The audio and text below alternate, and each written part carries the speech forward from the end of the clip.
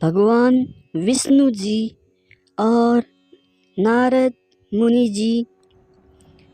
एक बार नारद मुनि जी ने भगवान विष्णु जी से पूछा, हे भगवान, आपका इस समय सबसे प्रिय भक्त कौन है? अब विष्णु तो भगवान है, सो झट से समझ गए अपने भक्त नारद मुनि की बात और मुस्कुराकर बोले, मेरा सबसे प्रिय भक्त उस गांव का एक मामूली किसान है।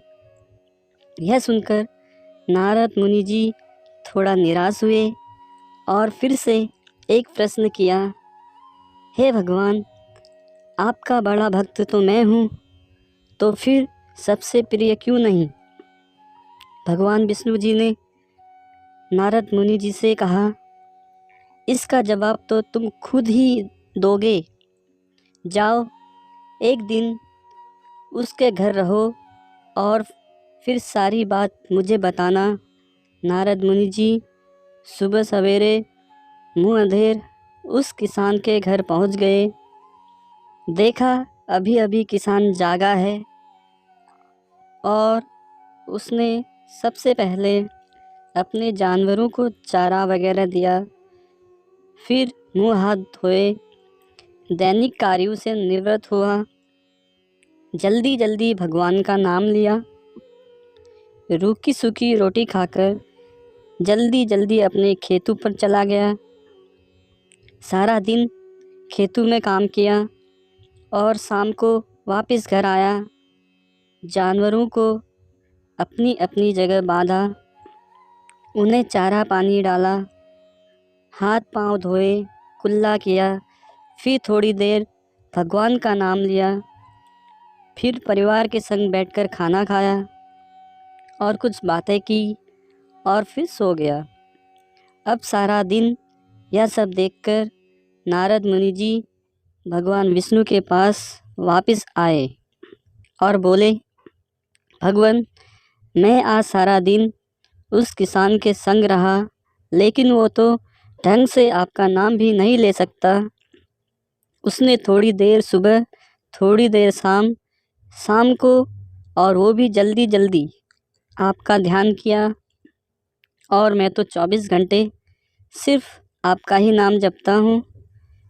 क्या अब भी आपका सबसे प्रिय भक्त वो गरीब किसान ही है?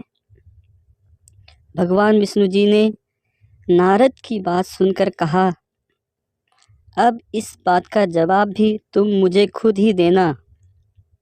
और भगवान विष्णु जी ने एक कलश अमृत से भरा नारद मुनि को थमाया और बोले, इस कलश को लेकर तुम तीनों लोकों की परिक्रमा करके आओ, लेकिन ध्यान रहे, अगर एक बूंद भी अमृत नीचे गिरा तो तुम्हारी सारी भक्ति और पुण्य नष्ट हो जाएंगे।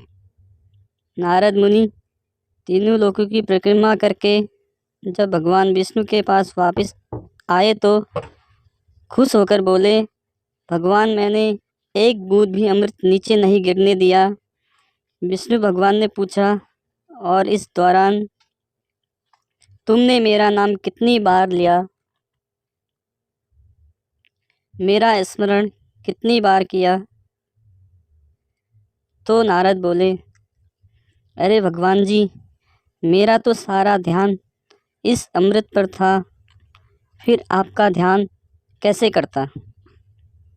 भगवान विष्णु जी ने कहा, हे नारद, देखो उस किसान को, वो अपना कर्म करते हुए भी नियमित रूप से मेरा स्मरण करता है, क्योंकि जो अपना कर्म करते हुए भी मेरा जाप करे वही मेरा सबसे प्रिय भक्त हुआ। तुम तो सारा दिन खाली बैठे ही जप करते हो, और जब तुम्हें कर्म दिया तो मेरे लिए तुम्हारे पास समय ही नहीं था। तो नारद मुनि समझ गए और भगवान के चरण पकड़कर बोले, भगवान, आपने मेरा अहंकार तोड़ दिया, आप धन्य हैं। उम्मीद करता हूँ ये स्टोरी आप सभी लोगों को बहुत पसंद आई होगी।